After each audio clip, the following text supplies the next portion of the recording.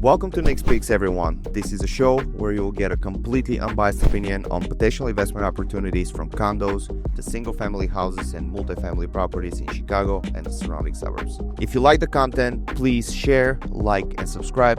Thank you, everyone, and enjoy the show. All right.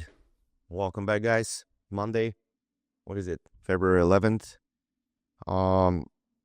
Yeah, weather's kind of shitty, unfortunately. So we're expecting a snowstorm. So be safe tomorrow, whatever you're driving. Just make sure that, you'll be safe. Now we're gonna start today with rates. Rates are stabilizing a little bit. They're dropping actually a little bit. So we saw some in the 6.5s, which is amazing. You know, we're getting on the right track. We don't know if they're gonna keep dropping or they're just gonna stay wherever they are. But again, you have to consider pros and cons about rates. So for example, if the rates drop, we're talking about a drastic drop, like for example, a 0.5% cut or something like that. This is gonna open a lot of opportunity for more buyers to come in the market. Now, is that a good thing? Sure, yes, it's a good thing. Is that a good thing for in a situation that we have we don't have enough supply to satisfy the demand that we have? It's not a very good thing. So basically, you have to think of it that way. It's kind of a pick. What is the lesser evil in this situation? Is it that do you want less competition, or do you want less competition with higher rates or more competition with lower rates? So on both ends, you're kind of like, excuse my French, but you're fucked in both ends, right? You just have to again, we have no control over that, right? So I'm just reporting what the situation is, and it's gonna get better, but it's gonna take a little bit of time in terms of the mortgage rates. It is what it is, right? But again, we are in the 6.5 to 6.75. It depends, of course. Also depends what you're buying. Are you buying a single family detached, single family attached? Are you buying a 2 to 4 multifamily? Really depends. So yeah, talk to your lender. Now, this brings me to my next point, which I want to talk to you about today, is importance of talking to lenders and vetting the lenders, basically. Now, contrary to popular belief, a lot of buyers and also different agents think that we're pushing lenders on buyers. No, we're not. I mean, as a real estate broker, my sole focus in a transaction of me helping you purchase a home is we would like the transaction to go as smoothly as possible. I don't care if you're using whatever, Chase, Bank of America, whoever you're using out there as a lender, we don't care. I'm not going to put any lenders on the spot and be like, oh, this is a good lender, that's a bad lender. Actually, in a different episode, probably soon, I'll have one of the lenders I really really enjoy working with, Billy from Stonehaven, Billy Burst from Stonehaven. I'll have him here kind of answer some questions about the different specific types of loans and how can you kind of make things work out for you, even if let's say you don't have that much cash to put down or all that. But yeah, the importance of vetting lenders basically is it's crucial, right? The reason for that is, for example, first of all, yes, interview more lenders. Basically, kind of pick the best 3 or 4 that are recommended to you, and start open up the conversation with them, even if you're not ready to buy yet, right? Let's say your purchase target date is 6 months from now. There's absolutely nothing wrong with starting a conversation with the lender. Be like, hey, check my finances, like fill up an application, see how your credit score is, and then do that with a couple other lenders. Compare what they have to offer you. Like, it's always good to have multiple conversations with multiple people. The reason for that is, like, for example, if you want to buy a car, like this is a very simple analogy. Like, for example, let's say you want to buy a car. You see, I don't know, Ford Focus in this dealership, and then this Ford Focus is basically like, I don't know, 5 different dealerships, right? And then you're not gonna go to the first one and be like, okay, let's go, I'll buy it, right? You're gonna go to like 3 or 4 and be like, okay, what's the best price you can give me? What's the best terms you can give me? What's the best interest rate you can give me? And all that kind of stuff, financing and all that. So it's basically the same thing with lenders, right? I mean, again, you can play that game of like kind of pinning them against each other and be like, oh, okay, but Chase gave me this. What can you offer me? And then Bank of America give me this, and Rocket give me this, or whatever the guarantee rate, whoever that is there.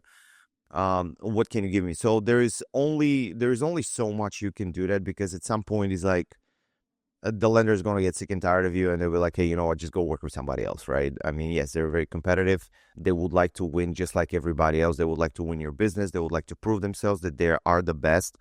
Also, another thing that you have to keep in mind is, do they offer free refinancing? This is pretty big because, yes, currently you're shopping at a 6.5 to 7 rate. And let's say a year or two or three from now, the rates are down to like 5.5 or 5 or whatever the hell the rates are down to. And some of the lenders are offering free refinancing, which is a good tool to use in terms of saving you a little bit of money. Refinancing can cost you up to like $2,000, $3,000, $4,000 sometimes. Again, this is more of a lender question. I'm not really sure how much it's going to cost you, but again, I'll have a lender here to actually answer some of these questions.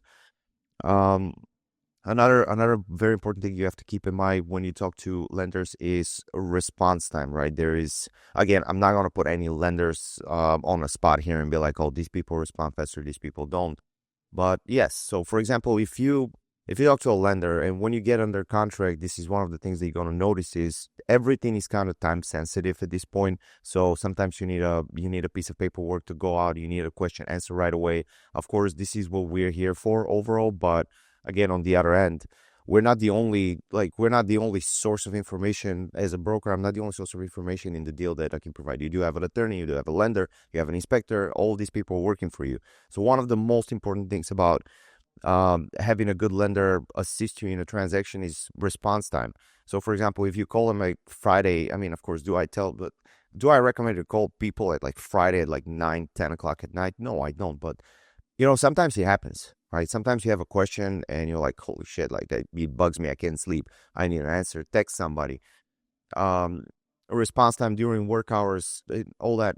Yes, they're busy people, but of course, keep in mind of how quick they respond. This is very important because this can delay, like this type of delay response can delay the transaction. Overall, the whole process gets a little bit slowed down. So keep in mind on that. This is very important. But yeah, this is what I wanted to talk to you about. Again, like I will bring a lender here and I'll answer some of the questions that you have, and also in future episodes we're going to talk about pre-approvals, we're going to talk about rates, we're going to talk about all that kind of stuff. But yeah, for today, a lender, yes, do talk to multiple lenders, compare what they have to offer, see how they respond, compare their answers, ask them tough questions. Like this is literally their job is to secure your financing at the end of the day. This is one of the most important parts of the, I mean, if not the most important part, is they're actually giving the money for you to buy a house. So yeah, like just make sure you do your due diligence on that end. Okay, so we're gonna move on to I have few options for you today regarding investments. So we're gonna start with 1783 Vermont Drive in Elk Grove Village. It seems like it's been touched up in terms of floors. We're looking at floors. We're looking at kitchen, mechanicals, appliances. It looks really good, to be honest. It's a 2-in-1. I keep telling you from the past few podcasts, I keep referring to, try to buy more bathrooms and more square footage in this term. The reason for that is because if you start spending money like over 270, 275 for 2-in-1 or 2-1.5, it's becoming a little bit tough for your appreciation. I mean, of course, if you keep it over the span of like 10, 15 years and then you rent it out, these $10,000, $15,000 are not going to matter that much.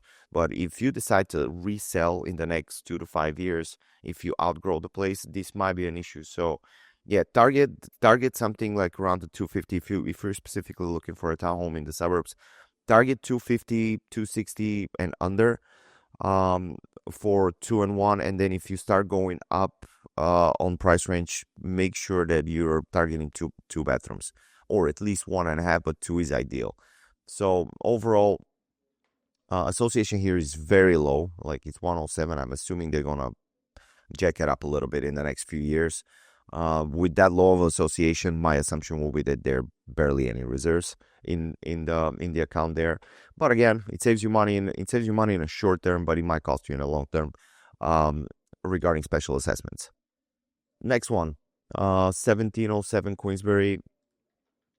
This is in Hoffman Estates. Again, Hoffman Estates on the rise. 1.5 under 255. Yes, rents are not as good as Elk Grove Village, but this is not a bad price, to be honest. Again, low association, taxes are a little bit higher in Hoffman Estates. That's the one thing about this area that I kind of don't like. But again, low association, low HOA fees. This is exact same point that I'm making about the other townhome. Low association fees means less money in the account. Less money in the account means you're exposed to special assessment in future. If any kind of projects that need to be completed, most likely it's going to come out of your pocket, not the association pocket that you pay. And then the third one that I have is this is a drastic price reduction on this one, 130 from 135 to 120 for a 1-bedroom. Now this is I've done business in that specific street for 2 bedrooms, and this is a great price. Like there might be something wrong with the association. Like they don't specify if this specific unit can be rented. I know that the majority of the buildings out there are rentable, and there's no caps, but maybe it's not selling because they put a cap on the association. But again, rent for a 1-bedroom, especially if it's in let's say decent condition, because this is a garden unit.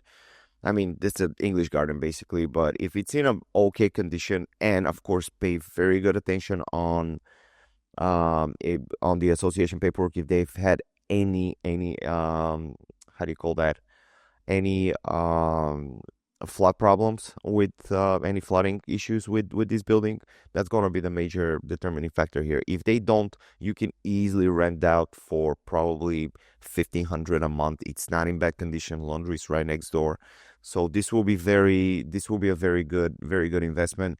If you can lower the price even more, good for you, right? If you can get around like 110, 112, 113, good for you. And if you don't have to put any money into it, that's a very easy rental. That's a very easy cash flow.